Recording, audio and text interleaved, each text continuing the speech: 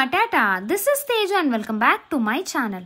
మీకు తెలుసా అమ్మవారు సరస్వతీదేవి అవతారం ఎలా దాల్చాల్సి వచ్చింది అని? బ్రహ్మాండ పురాణం ప్రకారం ప్రారంభంలో బ్రహ్మదేవుడు సృష్టిని సృష్టించాడంట. ఆయన మెడిటేషన్ పవర్ నుంచి వచ్చిన కాంతి స్వరూపమే సరస్వతీదేవి.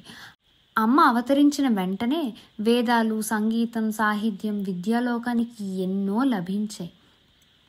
వైట్ డ్రెస్లో పద్మాసనంలో కూర్చుని ఒక వైట్ స్వాన్ మీద తిరుగుతుంది. చేతిలో వీణ, పుస్తకం, జపమాల, కమలం ఉంటాయి. దీనికి అర్థం వీణ నాలెడ్జ్కి నిదర్శనంగా కనిపిస్తుంది. వీటిలో వీణ సంగీతానికి, కళలకి రిప్రజెంటేషన్. వేద గ్రంథం స్టడీస్కి, నాలెడ్జ్కి రిప్రజెంటేషన్. జపమాల స్పిరిచువాలిటీకి, మెడిటేషన్కి రిప్రజెంటేషన్. స్వాన్ వచ్చి మనలో వివేకాన్ని రిప్రజెంట్ చేస్తుంది. అంటే శుభ అశుభాల మధ్య డిఫరెన్స్ని మనం ఫైండ్ అవుట్ చేసే జ్ఞానం. ఈ నాలెడ్జ్ని రిప్రజెంట్ చేసేదే స్వాన్. ఈ వైట్ కలర్ మనలో ఉన్న పవిత్రతకు నిదర్శనం. ఇన్ జనరల్గా పిల్లలు ఎవరైనా స్టడీస్ని స్టార్ట్ చేసేటప్పుడు సరస్వతీదేవికి పూజ చేసి అక్షరాభ్యాసం చేసి వాళ్ళ స్టడీస్ని స్టార్ట్ చేస్తారు.